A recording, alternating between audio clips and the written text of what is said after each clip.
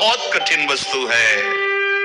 सेवा भगवान की जिसने पधराली, प्रियाजू की पधराली सेवा कर रहा है, आप समझो श्री जी के निकुंज में हो, संशय मत करना, सीधे आपको श्री जी अपनी सेवा में लेंगे यदि सेवा विराजमान। देखो साधना का फल होता है, सेवा का फल नहीं होता। सेवा का सीधा फल होता है स्वामी के समीप नित्य सेवा में पहुंच जाना। आज तक हमें कहीं ऐसा प्रमाण नहीं मिला कि श्री जी की सेवा करने वाले की गति में अंतर हुआ हो। कहीं भी ऐसा साधना से भ्रष्ट होते तो देखा गया, लेकिन श्री जी की परिचर्या करने वाला श्री जी को प्राप्त नहीं हुआ, ऐसा हमें अभी तक प्रमाण नहीं मिला। ये श्री राधा मोहन जी इनके आराध्य देव थे, आस्करण जी के, और ये सेवा में मगन रहते। देखो जब आप ठाकुर सेवा, जैसे आपको कि अब हम सेवा में रहेंगे तो हमारा काम कौन करेगा, तो पूरी सृष्टि तुम्हारे काम से चल रही है, तुम्हारे चलाए चल रही। अरे कुछ समय घड़ी दो घड़ी तुम ऐसी निकालो जिससे एकांत चित्त से आनंद पूर्वक अपने लाडले ठाकुर को दुलार कर सको। उनको श्रृंगार करो, भोग लगाओ, आरती करो, चार परिक्रमा करो, साष्टांग दंडवत करो। जीवन का परम लाभ है ये। पर नहीं, आप खाएंगे हलवा, गरम गरम पकौड़ी, चाय, और ठाकुर जी के सामने वो सफेद वाले दाना नहीं आते, चिरौरी रख दो ठाकुर। अरे भाई तुम क्या कर रहे हो, चोरी कर रहे हो तुम। घर में ठाकुर विराजमान, घर के मालिक विराजमान है, हमें जल्दी ऑफिस जाना है, गरम गरम परेठा ये वो सब, और ठाकुर जी के सामने हम तो देखते हैं जैसे कोई ठाकुर जी के दर्शन कराने के लिए लाता है तो चार टाफी, वो भी प्लास्टिक से लिपटी हुई, मतलब देख केवल ले, खा भी नहीं सकते हो क्योंकि प्लास्टिक लगी हुई, ऊपर कवर एकदम ऐसे रखे हुए। बोले हमारे लड्डू गोपाल हैं। जब गोपाल है तो टॉफी खोल पाएंगे क्या? अगर आपको टॉफी पवानी है तो आप खोल करके सुंदर एक कटोरी में रख करके ऐसे चार दाने चिरौरी रख दिए, कटे हुए मिश्री के टुकड़े रख दिए। अरे अनंत ब्रह्मांडों का भरण पोषण करने वाला तुम्हारी चिरौरी के लिए मर रहा है। हाँ, अगर तुम्हारे पास केवल चिरौरी ही है तो वो तृप्त हो जाएगा। तुम खाओ हलवा, उसको रखो चिरौरी, तुम पहनो एक से एक बढ़िया कपड़ा, और ठाकुर जी के लिए अलग कपड़ा होता है दुकानों में, वो ठाकुर जी के लिए लेना है।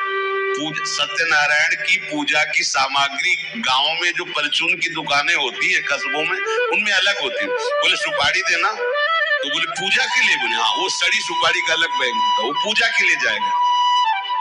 प्रभु के लिए तुम ऐसे चिरौरी रख देते हो।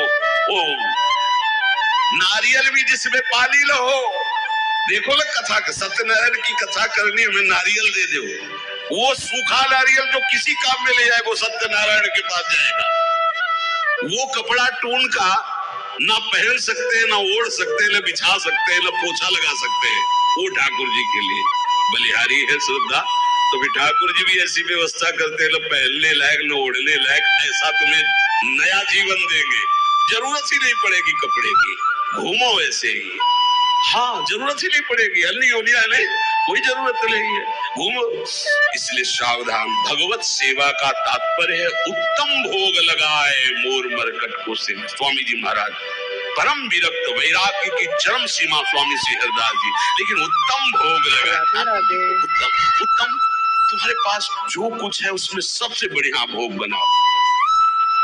धन्ना जी के पास बाजरा की रोटी भी पूरी नहीं कि भर पेट पाले, तो एक रोटी रोज ठाकुर को रख देते। आधी ठाकुर जी पाते थे, आधी आप पाते थे। सुदामा जी के पास कौन सा माखन मिश्री था, वो तंदुल जो पछोरने से बाहर निकलते हैं, किसी काम में नहीं, वो लेके गए थे। ठाकुर जी पाते हो कहते आज मैं तृप्त हो गया। सबरी जी के पास क्या था? क्या था?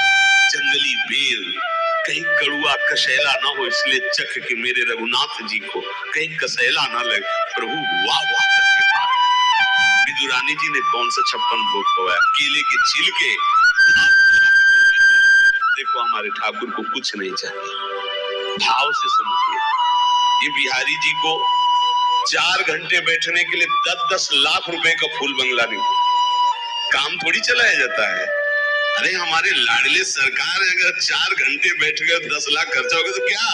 अनंत ब्रह्मांडों का सृजन करने वाला ठाकुर हमारे पास नहीं है, तो ठाकुर जी को आपका भाव चाहिए। और आप तो सो बढ़िया पलंग में, और ठाकुर जी को एक छज्जा में विराजमान किए, छज्जा में ऐसे उतर नहीं सकते, मतलब कूदे तो वैसे ऊंचे, अगरबत्ती दिखा दी, आप तो नहीं, अपने लाडले ऐसे प्यार करो, ऐसी जगह सिंहासन रखो कि उतर कर अगर आपके वन विहार करना चाहे तो उतर लेना, ऐसा विराजमान हमसे। वो एकदम वो सिर्फ दीवार में ऐसी जगह, या तो बाहर वाले कमरे में, अपने कमरे में तो ठाकुर जी रहेंगे ही नहीं। अरे भाई, अगर घर में ठाकुर जी तो उठते बैठते निकलते, उनके दर्शन हो रहे, चोरी क्या? तुम तो हमारे घर के माई बाप हो, सब देखो, चोरी क्या आपसे? आपको जो अच्छा न लगे सुधार देना, ऐसे रहना चाहिए। बिल्कुल भगवत प्राप्ति निश्चित है, ये सेवा पद्धति है, बड़े भाव से आप इसको स्वीकार कीजिए।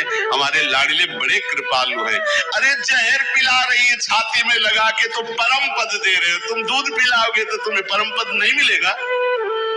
पूतना जहर लेकर के पिला रही बाल गोविंद को, अभी 6 दिन के ठाकुर है, उसे परम पद प्रदान किया, और आप रोज सुंदर सुंदर भोग लगा रहे हो और तुम्हें भगवत प्राप्ति नहीं होगी।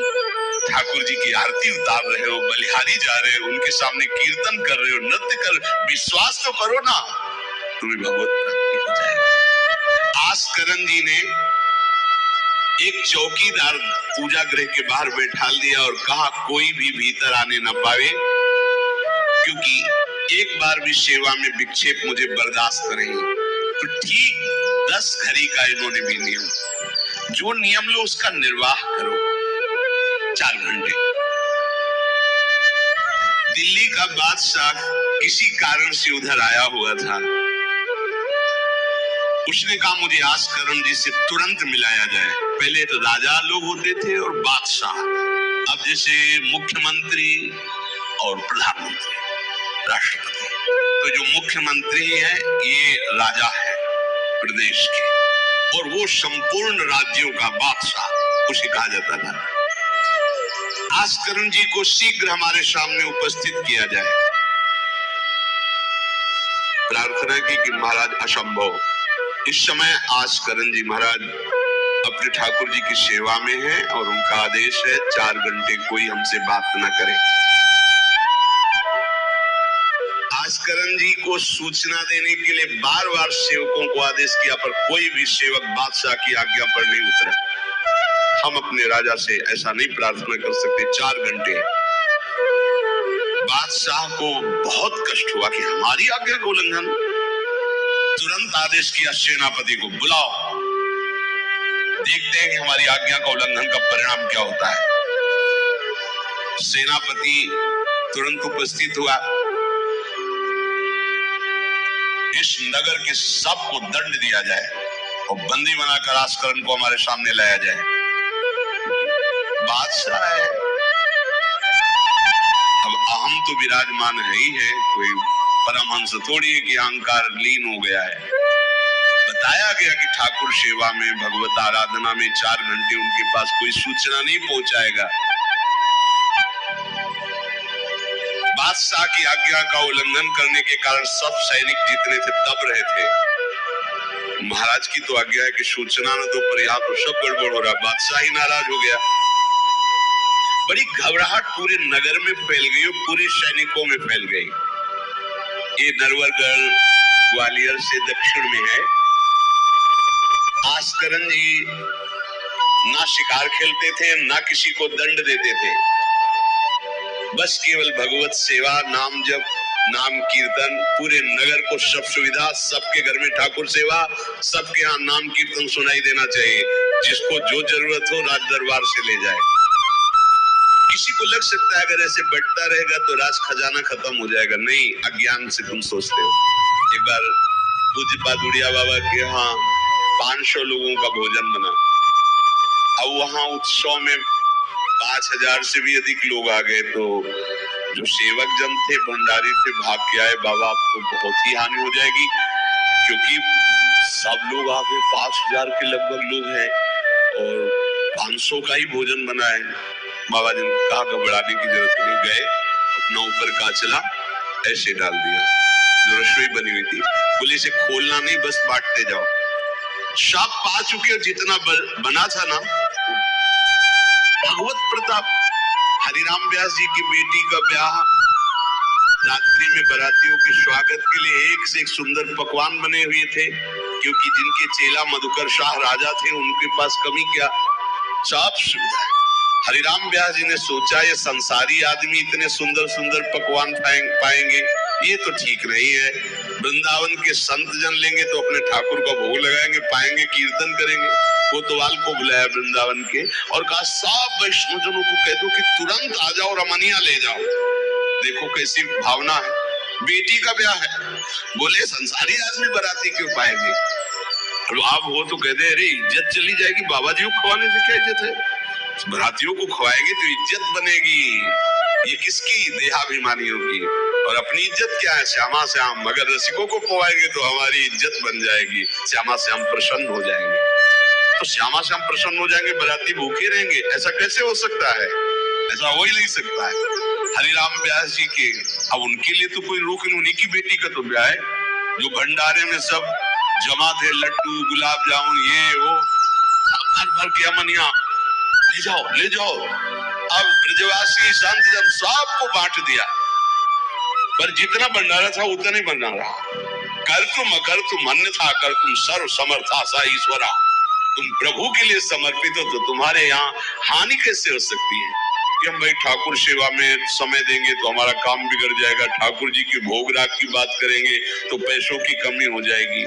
पक्की मूढ़ता है, ये ऐसा व्यापार है ठाकुर सेवा संत सेवा, ऐसे करो और कई गुना बढ़कर के हाथ में आ जाएगा, देख लेना। क्योंकि सब दुखों का कारण पाप है, और जब ठाकुर सेवा संत सेवा तो इससे पाप नष्ट होते हैं। जे ही पाप नष्ट हुए सुख का मार्ग खुल गया, पर अज्ञानी जानता नहीं है।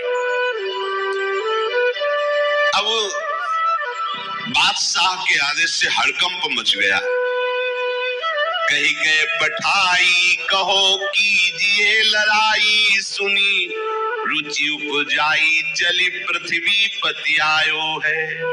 पर्यो सोच भारी तब बातियों विचारी कही, आप एक जावो गयो अचरज पाई है। सेवा करी सिद्धि साष्टांग होई के भूमि परे, देखी बड़ी बेर पांव खड्ग लगायो है। कटी गई एड़िए पे टेढ़ी हो न भौं करी, करी नित नेम रीति धीरज दिखाई है। बादशाह ने का आखिरी हुक्म है, आस्करण को हाजिर किया जाए, संपूर्ण सेना से विध्वंस मचा देंगे, नरवर गण को पूरा नष्ट कर देंगे।